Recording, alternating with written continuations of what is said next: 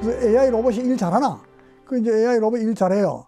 그 이제 상황을 인식해서 스스로 행동하게 하면 사람이죠. 그러니까 사람화 만들어 가는 거예요. 자, 이렇게 해서 이제 잠깐 이야기를 하고, 뭐 나머지는 이제, 여기에 언역 번역 시스템을 소개 안 했는데, 요사이 구글의 언역 번역, 뭐 시스템 이런 거 많이 보죠.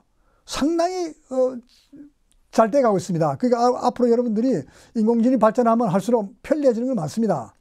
자, 여기 보면 휴머노이드 로봇, 사람을 닮아가는 로봇, 사람과 협동하는 로봇, 그 다음 사람이 입고 다니는 로봇, 그 다음 로봇 팔이 있고, 이런 식으로 구분을 해서 있는데, 이것이 바로 센서에 의해서 되는 거예요. 여러분들 그 제니 로봇을 한번 소개하려는데, 이 로봇에다가 있잖아요. 센서를요. 지금 8개 다른데, 여러분 센서는 참 많죠. 눈, 코, 있지만 피부에 센서가 얼마나 많습니까? 근데 이 개를 이제 로봇을 만들려면 센서도 이것도 좀 어렵습니다. 이렇게 붙여서 접촉 로봇, 여기 8개 요 머리에 접촉, 머리 톡 치면은 이게 이제 인식하게 해놨어요. 그게 이제 그 다음에 이제 요 기울기를 이제 하고 이렇게 센서를 붙여놨습니다. 자, 이렇게 해서 한 제니 로봇의 예를 한번 보겠습니다. 여기 한번 볼까요? 요 센서를 붙여서, 여기 마우스가 있는데 요 한번 볼까요? 요 지금, 이건 스피커에 나오는 소리를요, 인식합니다. 인식해서 소리 나오는 쪽으로 방향을 향하고 있어요. 댄스를 치잖아요. 바로 이게 뭐예요? 사람을 닮아가네요. 그래서 바로 이게 뭐냐? 바로 센서에 들어오는 신호를 디지털로 분석해서 인공지능으로 해석해서 저렇게 동작하는 거예요. 여러분 이제 이해했죠? 자, 이렇게 해서 얘는 로봇이 이렇게 바로 한다. 센서가 그렇게 중요합니다. 자, 여러분들은 센서를 피부로 느끼는 센서, 이건 전부 내가 느끼고 있는 건 자동으로 느끼기 때문에 뭐 있는지 없는지 모르잖아요. 근데 기계에서 센서를 하려면은 여러 가지 빛, 소리 뭐 이런 걸 전부 식별하기 위해서 여기 보세요. 여기 보면은 이제 그 빛, 소리, 변이 뭐 이렇게 이런 것들이 전부 센서가 필요합니다. 근데 여기 아날로그인데, 아날로그를 저는 이걸 기계 신호도 전기로 바꿨다고 이야기하는 거예요. 디지털로 바꾼 다음에 바로 이걸 디지털로 처리해서 저장하고 다시 내보냅니다. 그러니까 이 센서가 바로 컴퓨터에서 저장되고 제어된다, 이런 이야기예요. 그래서 모든 센서는 이 기술이 있습니다. 여러분들이 센서에 대한 바로 이거 표시를 했죠. 바로 연속 디지털 이렇게 표현해 놨습니다. 그런데 여러분들 적외선 신호 아까 그 20만 헤르츠 넘어서면 못 듣는다 그랬잖아요. 오늘날 적외선 신호 가지고요, 뭐요, 거리 조정하고 측정하고 다 합니다. 그래서 이게 바로 사람이 들 수 없는 신호, 이 초음파 신호 영역이 있어요. 적외선 신호도 그렇고. 자, 그래서 우리는 센서가 발전해야 로봇도 발전하는 거죠. 그래서 위치 추적 엔코더 뭐 이게 있습니다. 그래서 이것도 아까 설명했습니다. 이거 했지만은 이제 그 사람과 교감하는 로봇을 하나 이제 소개를 합니다. 이제 AI 로봇을 한번 봅시다. 여기 보면은 사람과 교감하도록 만드는 로봇 중에서 아마 이게 소피아예요. 그 여러분들 보시면은 소피아가 지금 감정을 듣고 눈물을 흘리려 그런 장면이 나옵니다. 저런 감정을 둔 거예요.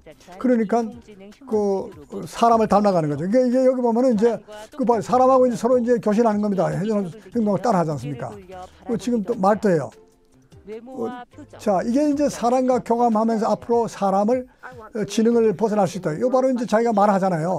사람들에게 새로운 기술을, 세상을 바꾸고 싶습니다. 이렇게 하잖아요.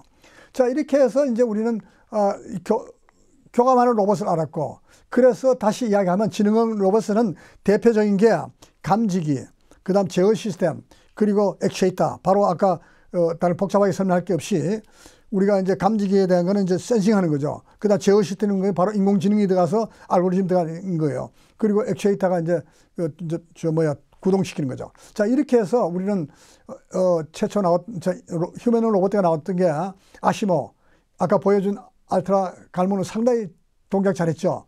자, 이렇게 해서 우리는 이해를 했어요. 자, 프랑스에서는 로봇대에다가 여러 가지 기능을 넣었어요. 뭐 우리도 그렇지만은 이제 상반신 로봇을 리치라는 걸 했는데, 여기에 뭘 넣냐면은 이제 요리하는 로봇을 기능을 탑재하면 요리를 하는 거고, 예술을 하는 걸, 그림을 그리는 로봇은 그림을 하는 거고, 그 다음에 카운터에 이제 카운터를 하라면 카운터하는 로봇이고, 이런 식으로 이제 해놨는데, 요거 한번 대본을 한번 하겠습니다. 여기 보면, 요거 한 1분만 딱 보시면 이해를 합니다. 예? 보시면은 한번 보세요. 여기에 변신하는 휴머노이드라고 했어요. 자, 이게 지나가죠. 리치라는 건데, 이게 물건 집는 게 있는데, make rich your application. 응용에 따라 다른다. 이제 그림을 이제 그리죠. 요 그림하는 앱이 들어가 있어요. 근데 이제 그림하는 앱에 들어가서 이제 또 다른 앱을 요리하는 앱이 들어가 있어요. 그러니까 요리하는 어플리케이션. 그다음 또 이렇게 해서 이제 그 앱에 따라서 이 로봇이 다양한 기능을 수행한다는 거죠. 그래서 이게 이제 프랑스의 리치사에서 개발한 거예요. 저 보면 게스트 하는 거예요. 손님 오면 이제 안내하는 거예요. 자, 이렇게 해서 이제 여러분들 그 로봇이 뭐예요? 그 다양한 기능을 어떤 앱을 넣느냐에 따라서 하고 또 그런 앱을 복합적으로 다 넣을 수 있겠죠. 자, 이래서 인공지능은 또 어떻게 발전했느냐.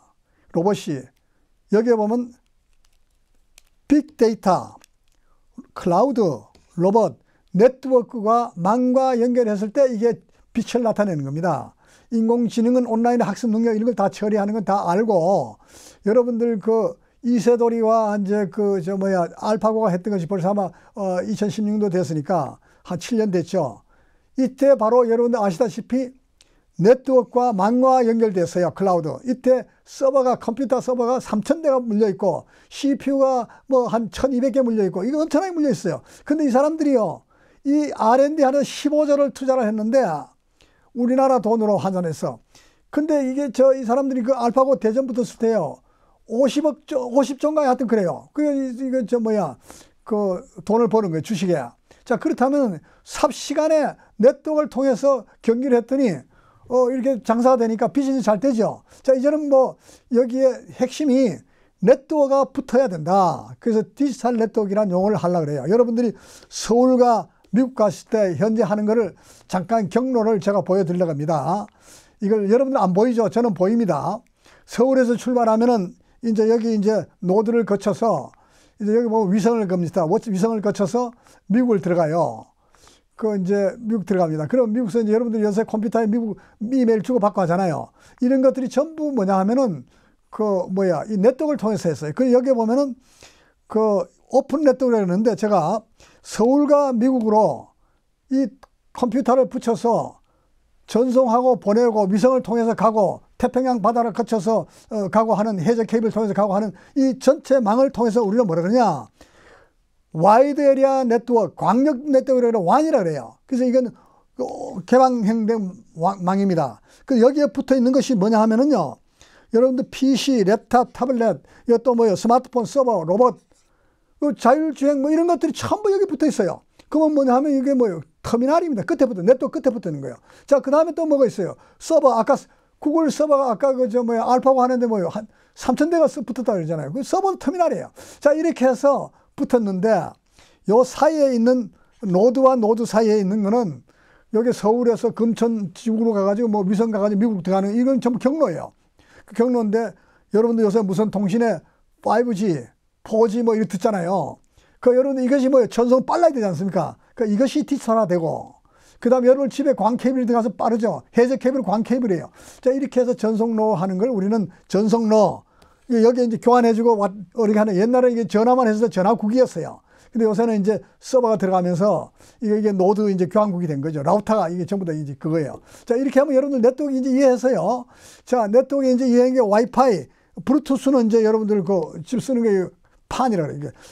무슨 네트워크 랜이에요. 이거 랜이죠. 그걸 도시와 도시만, 그 다음에 아까 방금 이야기했던 대도시 서울과 미국을 연결해주는 세계를 이어주는 이런 WAN이에요.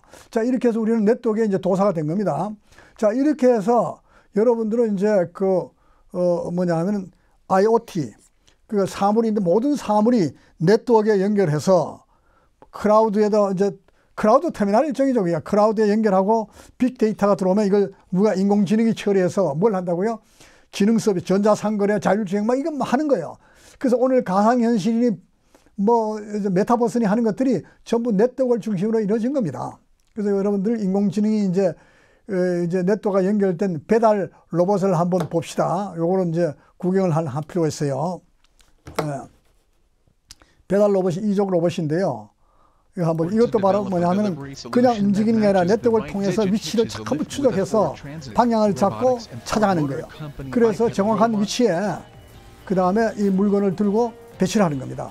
그러니까 이제 네트워크가 로봇이 융합돼서 지능과 융합돼서 정확한 위치에 물건을 갖다 놓으면은 배달을 성공적으로 할 수 있는 거 아닙니까? 그래서 배달 로봇이 이제 나와서 이제 앞으로 배달하는 쪽에 로봇이 대체하면은 이쪽에는 사람들이 다른 데로 이동해야 되겠죠. 그 다음에 이제 이제 네트워크 연결된 핵심 기술이 이제 하나 또 소개를 드리면은 자율주행을 한번 보시죠. 자율주행. 여러분, 자율주행도 네트워크에 연결 안 되면 안 되게 돼 있어요. 자율주행도 네트워크 연결하면 안 되게 되는데, 자, 이렇게 해서 이제 우리가 이제 여기 보면 경로, 감지, 인식이 센서죠. 그 다음에 이제 로봇에 이제 위치 파악, GPS 위치 파악 해야죠. 그 다음 목표 지점까지의 이제 최적의 길을 찾아야죠. 이런 것이 망으로 연결됐습니다.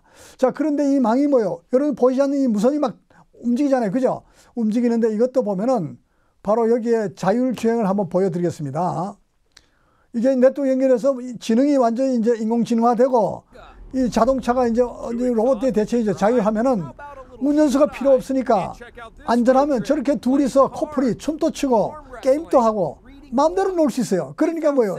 자율주행이 앞으로 나오면은 운전수가 필요 없다 이런 이야기죠. 근데 아직까지도 이것이 하려면은 안전도 5단계까지 가야 되는데 5단계 가려면 아직 멀었어요. 그래서 이제 이것까지 하는데 열심히 자동차 회사들이 총력을 기울이고 있죠. 자, 이렇게 해서 우리는 이제 몇 가지를 이제 알았어요. 그 다음에 이제 네트워크 연결된 드론을 한번 봅시다. 인공지능의 드론인데 이 드론도 보면은 여기 통신부 아까 네트워크 연결되는 거 제어부가 있습니다.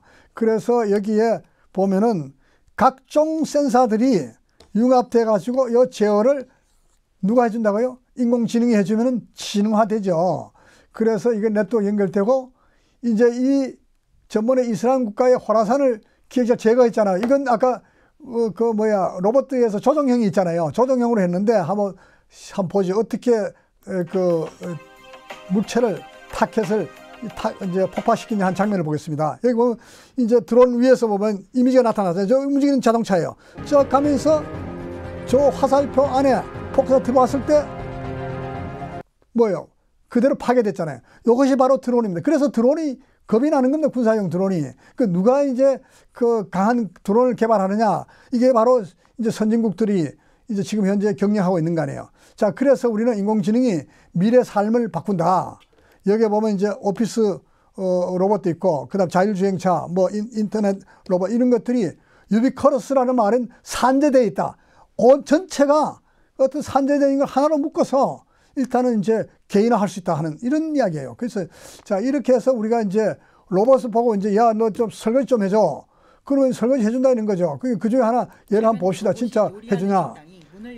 그 가사 지원 로봇의 항을 보겠습니다. 여기 이제 가사 지원하기 위해서 이거는 식당에 보니까 로봇을 주문했어요. 했더니 그 로봇이 말이 커피를 이제 갖다 주는 거예요. 지원을. 로봇 스스로 조리하는 거다. 이제 주문하니까 조리하고.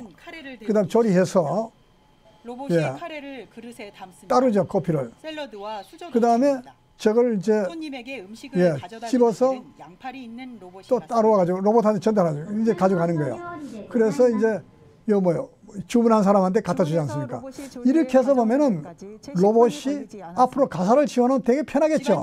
자, 이런 것을 여러분들이 이제 가정용 로봇이 앞으로 이렇게 있구나. 그래서 로봇이요, 좋은 점이 있고 나쁜 점이, 좋은 점은 앞으로 이제 단순 노동은, 힘든 노동은 대체하겠죠. 그죠? 대체하고, 그 다음에 이제 일상생활의 편리함, 자율주행하면은 요새 노인들 차 한 대 사고 많이 난다는데 이런 거 하면은 이제 노인들 좋죠. 그 다음에 이제 삶의 질도, 건강 같은 것도 이제 그 진단을 정확히 해주면은 얼마나 편리하겠습니까?